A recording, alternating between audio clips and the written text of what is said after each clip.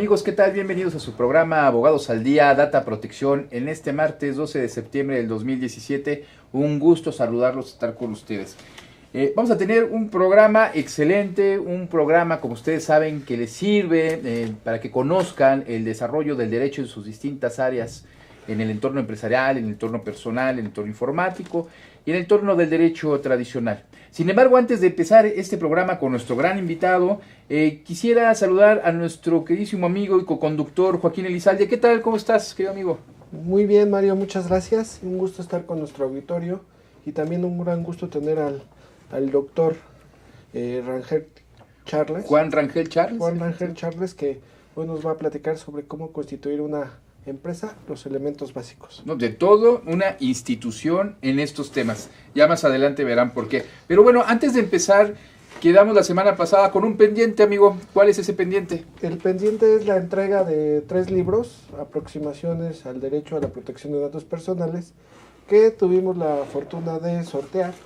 Y 3 personas son las ganadoras. Una identificada en Facebook como Lau Harris Moore. Sí, Laura Jaramillo. Ella es acreedora a un libro. Y también Lobardo Avelino y Cristian Morales. Ellos pueden recoger sus libros en Rodolfo Gaona, en la dirección es Avenida Rodolfo Gaona, número 3, piso 5, en la colonia Lomas de Sotelo. El teléfono es 41 64 58 12. ¿Cómo van a poder recogerlo? Acuden con su identificación o una copia de su identificación en la recepción y con gusto les van a hacer entrega de este premio al cual han sido acreedores. Pues muchas gracias por participar. Y bueno, pues entrando en materia, nos gustaría presentar a nuestro invitado.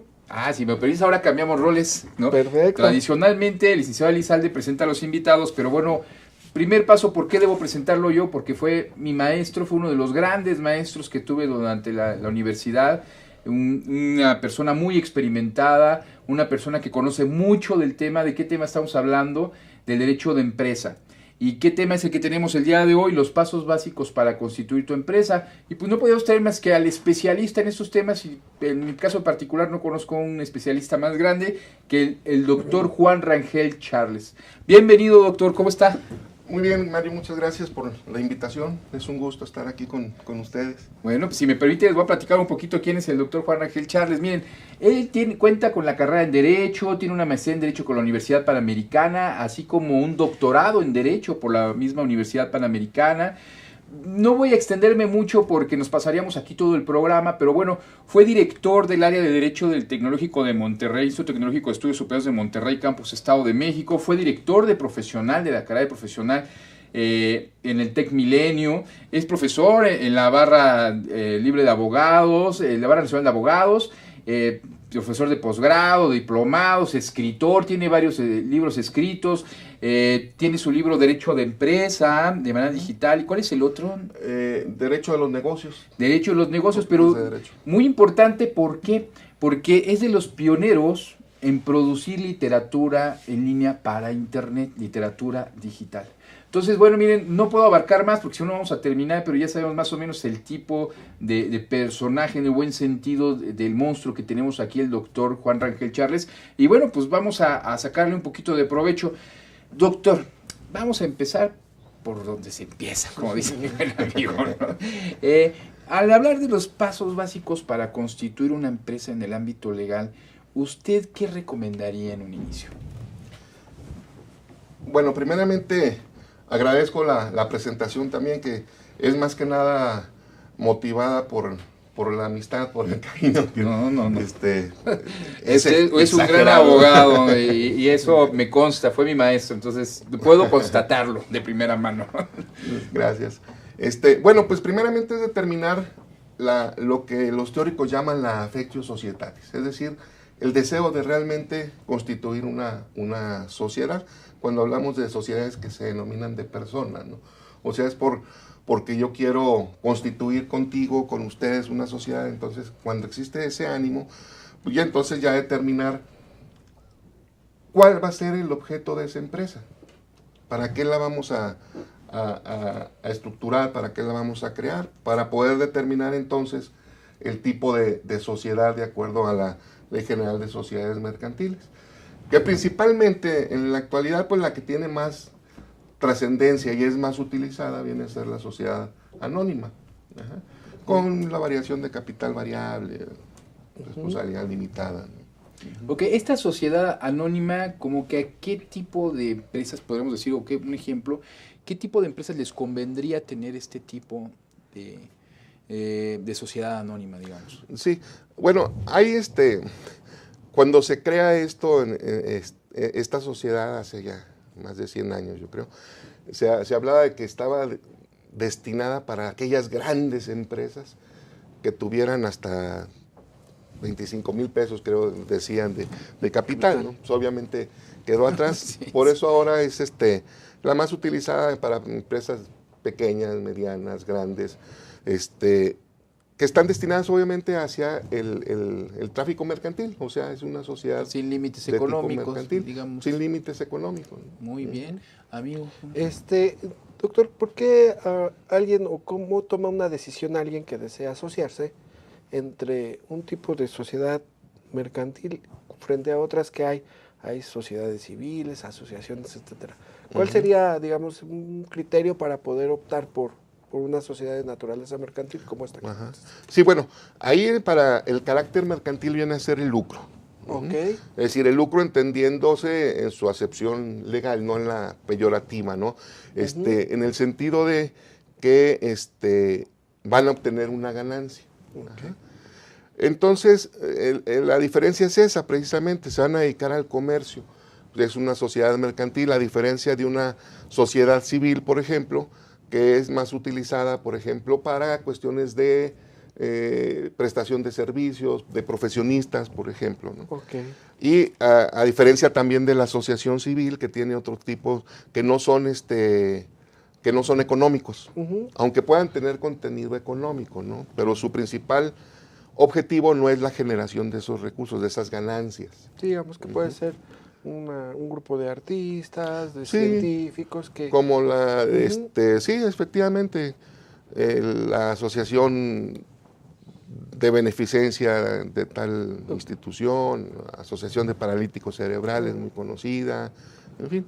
Ok, perfecto. Y eso es importante porque una vez que hemos determinado que voy a hacer un tipo de negocio, voy a dedicarme al comercio, voy a obtener un fin de lucro, entonces viene una segunda parte. Ajá. ¿Qué debemos hacer? Ya decidimos reunirnos o asociarnos y vamos a obtener un fin de lucro.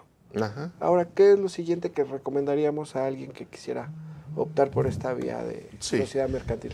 Bueno, independientemente de todo el proceso de creación, digamos, de cuál es el mercado al que va dirigido el producto, todo lo que está contemplado en el emprendimiento, ¿verdad?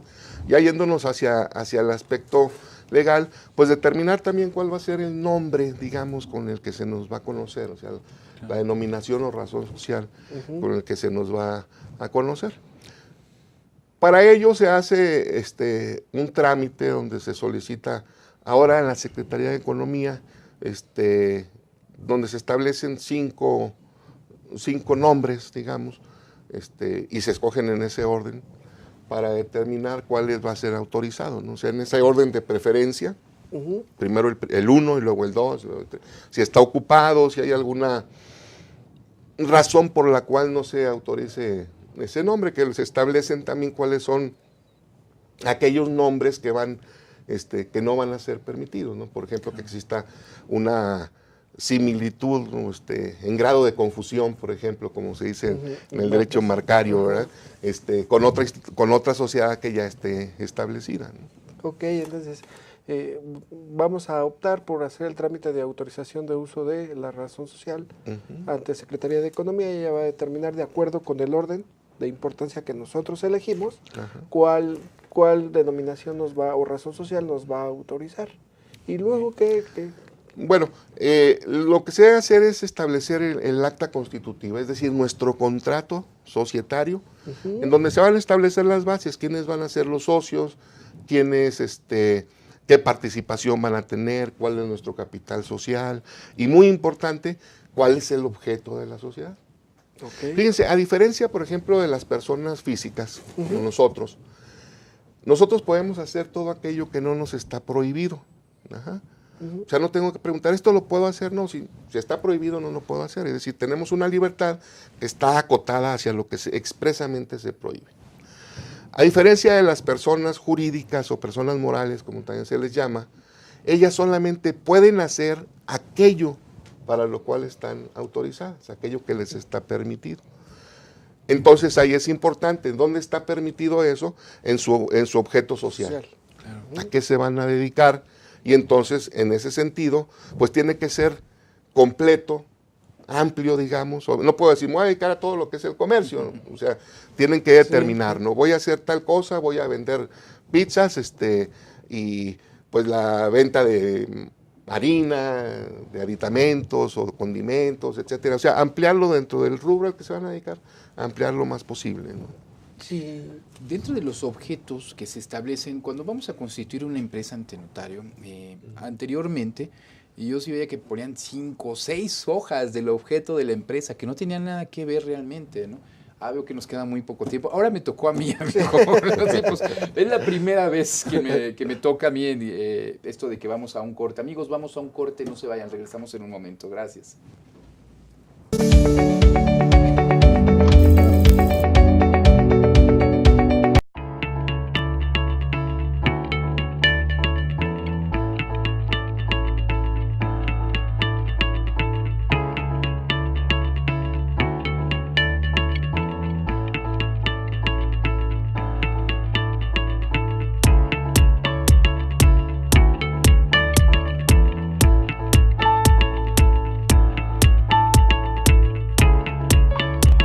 Estamos seguros que construyendo a través de la gente podremos trabajar y sobre todo contribuir en los resultados de su negocio.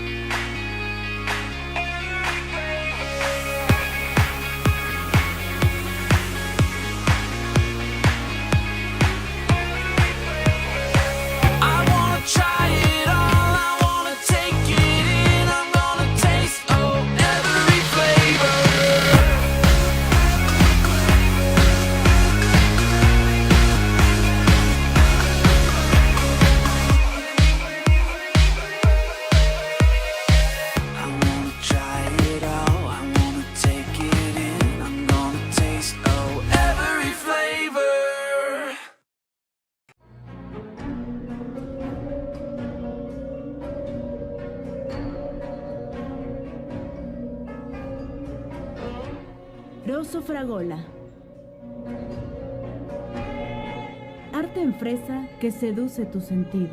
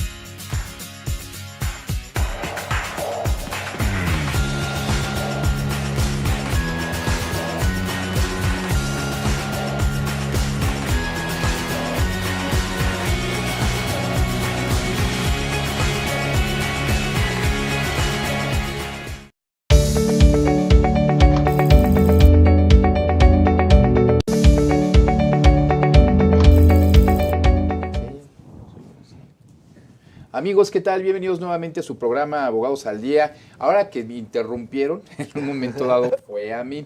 Pero bueno, antes de iniciar estábamos platicando de que las actas constitutivas de la empresa, el documento con el que se constituye la empresa, muchas veces tiene demasiada información de a qué es a lo que nos vamos a dedicar. Yo llegué a ver algunas actas constitutivas hasta con 10 páginas en los cuales hacían referencia a cuestiones completamente distintas al giro para lo cual existía la empresa. Eso a la fecha, lo personal, he visto que ha cambiado cuando algunos clientes nos traen sus actas constitutivas, pero aún así seguimos viendo aquella práctica de que prefiero poner de más, ¿no? Por si algún día me quiero extender para poner algún otro negocio. ¿Usted recomendaría esto o recomendaría hacer otra acta constitutiva de otra nueva empresa al momento de cambiar el giro de una empresa? Sí, yo recomendaría que se hiciera otra empresa, otra acta constitutiva, o bien que se hiciera una modificación al objeto social, ¿no? Claro. Para no tener también, que puede quedar a veces muy general. Ajá. Los notarios y corredores normalmente también auxilian en eso, acotan para que pueda ser efectiva precisamente ese objeto social, ¿no? Claro. Entonces, si bien es cierto que entre los socios vamos a platicar de a qué nos vamos a dedicar y de eso qué se puede desprender de todo eso, pues bueno, en el siguiente paso lo que tenemos que hacer es ir con un notario público o con un corredor público para protocolizar esa acta y que se eleve a escritura pública. Estamos hablando de que sean como procesos, vamos a platicar con los socios cuál es el giro, ¿no? Porque nos encontramos muchas veces actas, por ejemplo, de que se inició como una empresa de asesoría, pero también tiene el giro de restaurante, ¿no? Es que pensando alguna vez poner en edificio, bueno, parece exagerado, pero sí llega a existir, ¿no? Pero ya vemos que necesitamos conocer el giro, en base a eso ver a dónde puede llegar la empresa y acotarnos únicamente a eso. Esas son las recomendaciones que nos está dando el doctor Juan Rangel Charles. Amigo, ¿qué has comentado? Y también es importante porque el doctor nos comenta que si en algún momento crece a otros ámbitos la empresa, pues puede modificar su objeto o ampliarlo. Y entonces es muy importante, no por plasmarlo en un primer documento, nos excluye la posibilidad de hacerle modificaciones. ¿Es así, doctor? Así es, exactamente. Ok, otra pregunta que yo le tengo, o lo quisiera preguntarle al doctor es, además del objeto, ¿qué más integra el acta de constitución de la empresa? Ajá. Precisamente los nombres de los socios, sus datos generales, obviamente, el capital con el cual se van a constituir, cómo está dividida la participación de cada uno de los socios, ¿no? O sea, si decimos van a ser 100,000 pesos de capital y somos 3, bueno, pues uno va a ser a lo mejor 20, otro 40, otro... En fin, cómo va a estar distribuida, ¿no? Y los títulos representativos, precisamente, que van a ser acciones, por ejemplo, el valor de las acciones. Otro aspecto importante viene a ser la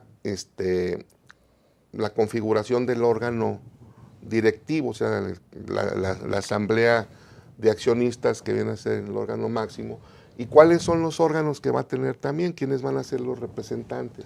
Si se nombra un director general, un gerente general, cómo va a estar estructurado la empresa, ¿no?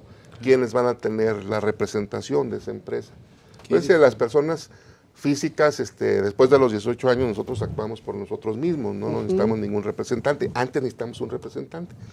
Las personas morales, como es una ficción jurídica, digamos, requieren para poder actuar de una persona física, y ese viene a ser el representante. Cuando hablamos del representante, perdón amigo, no, cuando hablamos del representante legal, nos hemos encontrado con nuestros clientes que de repente tienen poderes, han pasado por ahí 10 directores de un área y todos tienen poderes. Y muchas veces no revocan el poder que sigue y vaya problema en el que llegan a meter a las empresas. ¿Qué es recomendable? Se da un poder. ¿Cuál sería el siguiente paso para que no todas las personas que pasan por la empresa tengan poderes? Bueno, determinar cuáles son las funciones que va a realizar cada persona y en base a eso determinar el poder. Si es un poder amplio, incluso para actos de dominio, etcétera, pues nada más a lo mejor es el acotarlo, digamos, acotar, ¿no? Y decir nada más el director general, ¿no? Que hay otro que es el gerente de ventas, por ejemplo. bueno, a lo mejor a él le vamos a dar un poder para pleitos y cobranzas, por ejemplo, ¿no? Ajá. Okay. Entonces, sí determinar. Y obviamente cuando dejen de estar en el cargo, pues revocar el poder, ¿no? Sí, claro. No dejarlo ahí, Sí, porque lo que ellos hagan, están obligando a la empresa.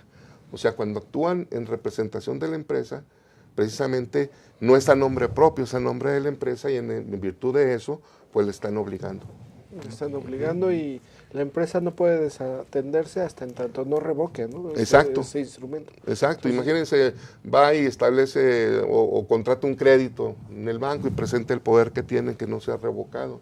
Sí. Y ya no trabaja en la empresa, entonces la empresa no va a decir, no, ya lo había corrido, no, ya no, pues sí, pero él tenía el poder y legalmente todavía estaba facultado. Que en casos laborales es muy común, ¿eh? En cuestiones laborales cuando se demanda a un director y resulta que no le revocan el poder y dices, a mí mismo me estoy autodemandando, ¿qué pasa? ¿No? Y van para atrás muchas resoluciones en el tribunal, sobre todo se da mucho en los locales, en las juntas locales. Juntas de ¿no? conciliación. Sí, porque no en un momento no revocaron el poder, quedan como apoderados legales y les llega la demanda porque tuvieron alguna situación de desaveniencia, el cual quedó despedido y vaya problema en el que se mete la empresa, porque al momento que presentó la demanda, él era el apoderado, entonces es todo un tema. Amigo, ¿qué Sí, lo que me gustaría un poquito que nos precisara, doctor, para efectos de nuestros amigos, es ¿quién decide cuánto porcentaje le pertenece a cada socio, a cada accionista? Pues los mismos socios, dependiendo Ellos de cuál mismos. va a ser la participación que tienen, ¿no?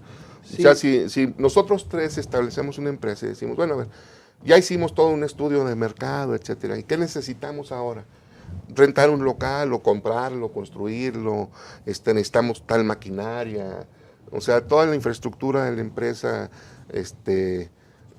entonces ahí se determina, necesitamos tanto de capital. Bueno, pues yo aporto tanto, o lo hacemos por partes iguales, pero esa es decisión de los propios socios que están constituyendo, o las personas que están constituyendo una sociedad y que van a ser socios. Perfecto, entonces como es un contrato de constitución de una sociedad, pues es un acuerdo entre los socios.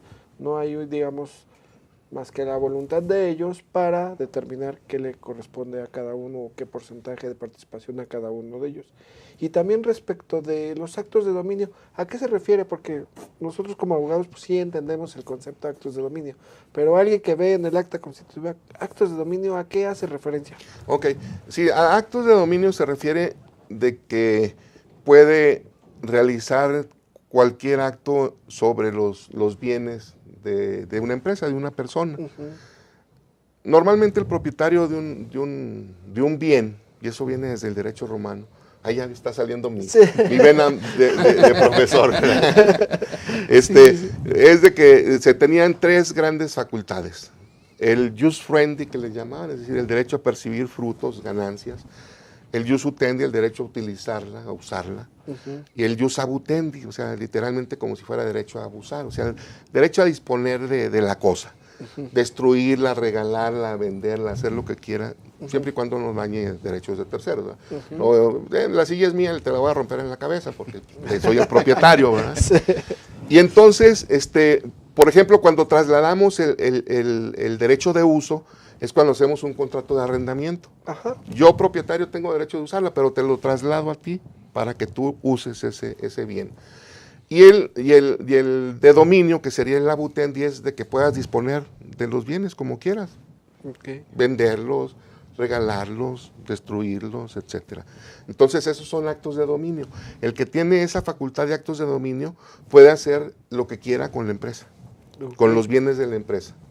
Perfecto. ¿Y que se supone que debe estar acotado hacia, ¿para qué te lo di? ¿No? Sí, claro. A decir, bueno, lo pongo a mi nombre porque me diste facultades para ello. Sí, han visto casos, ¿no? Sí, por eso ahí luego son los fraudes. Y eso es importante y, por ejemplo, si alguien dice, uy, quiero constituir mi empresa, ya tengo mi socio, ya decidimos cuánta participación tenemos cada uno, pero yo veo como que no me gustaría depositar en una sola persona, pues tú los bienes de la empresa porque sería incluso riesgoso. ¿Qué consejo podríamos dar para poder tener un equilibrio, digamos? Sí, bueno, pues puede ser que esté establecido, condicionado a la autorización de la asamblea de accionistas. Es muy bueno, Ajá. porque lo que necesite hacer el administrador con actos de dominio, pues tendrá que obtener esa previa aprobación, entonces como es una especie de candado, ¿no? Ajá. Otra puede ser también que no sea una sola persona, sino que sea mancomunado, que tengan que actuar en forma conjunta, Ok. dos o más personas, por ejemplo. Entonces, a través de aprobación de asamblea, de forma mancomunada, ¿hay otra fórmula? Pues estableciéndonos en el mismo poder cuáles son los lineamientos sobre los cuales va a ejercer actos de dominio. Ajá, las facultades, ¿no? Las facultades. Facultades efectivamente. para que sepa ese administrador cómo va a estar condicionado su actuar. Ajá. No, pues esas son recomendaciones muy buenas porque así podemos salvaguardar el patrimonio de la empresa, ¿no? Que al final repercute en la participación de cada uno de los accionistas o socios. Sí. Y ya decidimos, bueno, todo este paso hasta llegar a establecer en el contrato qué facultades va a tener el administrador o va a ser un consejo de administrador. ¿Qué más seguiría para poder continuar con nuestra constitución? Acudir con el notario para protocolizarlo, para hacerlo, eso, protocolizar es, el notario lleva sus libros, ¿no? Entonces el protocolizar es poner en ese protocolo el acta constitutiva, ¿no? Y entonces se eleva a nivel de escritura pública. Después de eso, que normalmente también los notarios o corredores hacen esos trámites, es hacer el registro en el registro público de la propiedad y del comercio, aquí en la Ciudad de México, por ejemplo, o en el correlativo en las entidades de la República, ¿no? Esto es para darle publicidad, que es la función del registro público, que sepan todos que existe esa sociedad, esa empresa, y surtir efectos frente a terceros, ¿no? Ah, perfecto. Entonces ahí se da esa publicidad y es un requisito necesario el registrarlo en el registro público. ¿Qué pasa, doctor, si, por ejemplo, alguien decide constituir una sociedad, pero nunca acude con notario, con corredor y nunca inscribe su sociedad? ¿Tiene vida legal, digamos, de alguna forma? Bueno, hay un acuerdo de voluntades, ¿no? Pero no ha cumplido o no se han satisfecho los requisitos legales para que se establezca como una empresa, ¿no? Con todos los derechos, obligaciones que puede tener las empresas, las personas morales. Ok, y es recomendable entonces sí acudir con estos fedatarios públicos. Claro, para que porque si no estaríamos, por ejemplo, en el comercio informal. prácticamente porque... O sea, si decimos que nosotros hacemos una empresa, pero no la constituimos ante notario, etcétera, y nomás nos ponemos de acuerdo, bueno, vamos a ponernos a vender quesadillas en la esquina, ¿no? Okay. Y necesitamos el comal, necesitamos los bienes y todo, o sea, hay la affectio societatis de que hablábamos, hay las ganas de hacer la empresa, los bienes, lo que vamos a aportar, etcétera, pero estamos en el comercio informal. Ajá. No no nos van a poder fiscalizar, pero es una obligación también, ¿no? Y claro, que eso nos genera una seguridad jurídica también el estar constituido legalmente, ¿no? Sí, con esta analogía ya hasta me dio hambre, doctor.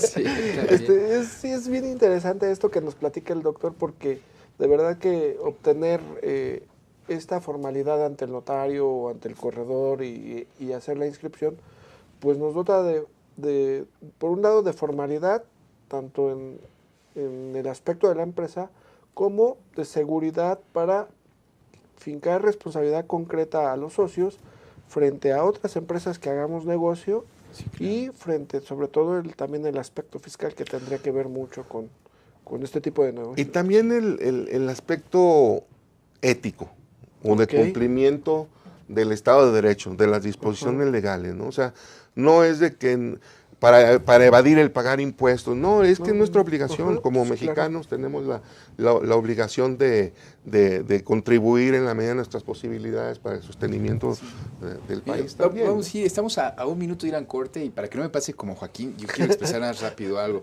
Llevamos algún asunto hace algunos años donde precisamente por no constituirse y generar un contrato individual entre personas, entre pymes, no se dieron cuenta que estaban cayendo no solamente en la informalidad, sino en una serie de delitos que fueron acusados de asociación delictuosa, cuando los productos que compraban eran realmente legales. ¿Por qué? Porque la Secretaría de Hacienda, bueno, en aquel tiempo, ahora el SAT, pues se dijo, ¿sabes qué? Es asociación delictuosa porque no están reportando las ventas, las ganancias, lo mismo IMSS, obrero patronales.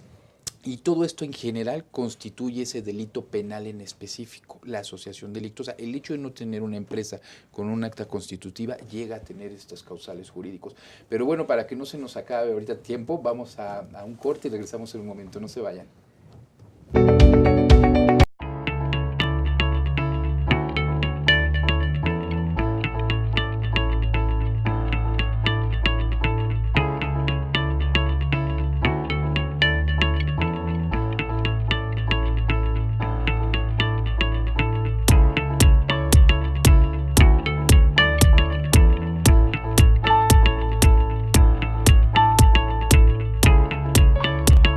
Estamos seguros que construyendo a través de la gente podremos trabajar y sobre todo contribuir en los resultados de su negocio.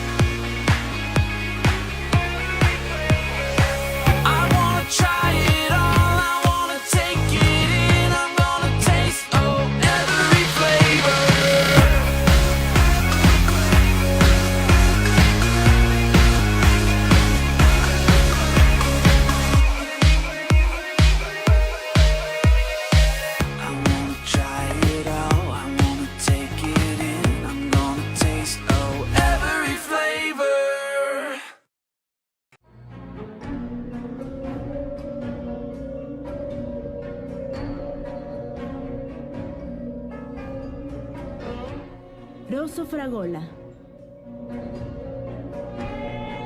Arte en fresa que seduce tus sentidos.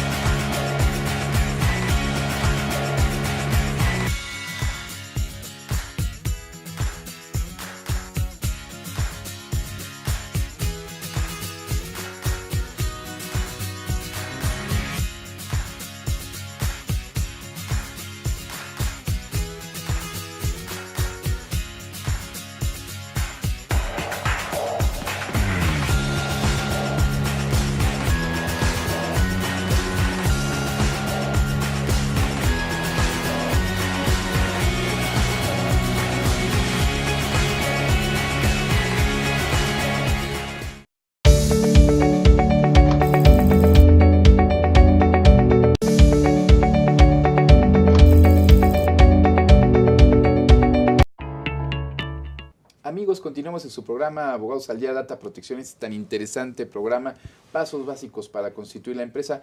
Bueno, amigo, querías preguntarle algo al doctor Juan Rangel. Sí, a mí me llama mucho la atención que ya tenemos, digamos, cumplimos con estos pasos iniciales y ya fuimos al notario, formalizamos, cumplimos con la inscripción en el registro público. ¿Hay otros trámites que había que realizar de registro de la empresa? Sí. Pues muy importante precisamente el registro en el SAT, ¿no? Obtener su registro federal de causantes, el RFC, para poder entonces cumplir con esas obligaciones también. Y bueno, hacer toda la contabilidad, el pago de impuestos, las deducciones, etcétera. O sea, tiene beneficios también, no nada más es la cuestión de una imposición de pagar los impuestos. Y es un impuesto, por eso se le llama así, ¿no? Pero también la ley nos da qué es lo que podemos deducir, etcétera, para poder pues generar también recursos y que el negocio pueda ser pues rentable, ¿no? Que haya también un margen de utilidad. Después de esto también es importante el registrarse como patrón, o sea, el tener su registro patronal en el Instituto Mexicano del Seguro Social, que es muy importante para poder dar de alta, aunque sea él primero como patrón, pues él como patrón, y después dar de alta a los trabajadores que vayamos contratando, ¿no? ¿Por qué? Porque los trabajadores tienen derecho a la seguridad social. Muchas empresas, eso ya ha ido disminuyendo afortunadamente un poco, evadían también esa responsabilidad de no inscribir a los trabajadores en el registro, en el Seguro Social, perdón. Y preferían que si tenían un accidente, pues a ver, vete el privado. Al médico privado y a ver ahí, El de la botarguita. que no me salga, sí, para no decir las marcas, que no me salga tan caro, ¿no? Pero eso genera obligaciones y también responsabilidad, ¿no? Que en un momento dado el Seguro Social, si hace una inspección, puede fincarle un capital constitutivo, es decir, a ver, cuando menos en los últimos 5 años dejaste de pagar las cuotas de Seguro Social y tienes tantos trabajadores, entonces te hacen la multiplicación y te adicionan multas, sanciones, etcétera, que pueden llegar hasta el 200%.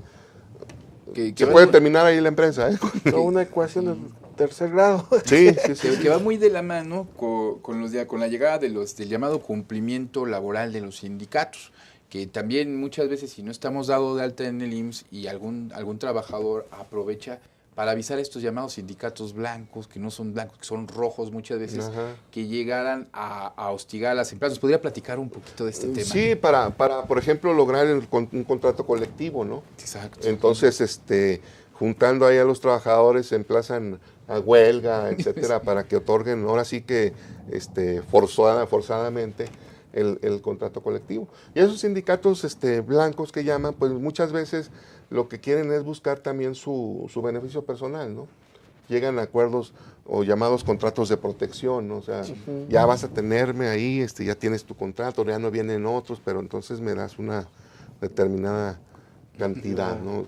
¿Por qué? Porque obviamente los sindicatos no deben hacer eso, están para la defensa de los trabajadores.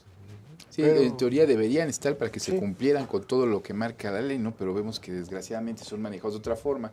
Esto lo platicamos hace muchos años en la universidad, precisamente el doctor Juan Rangel y yo, en aquel tiempo yo trabajaba en la Cámara de Comercio y sufríamos mucho este tipo de situaciones.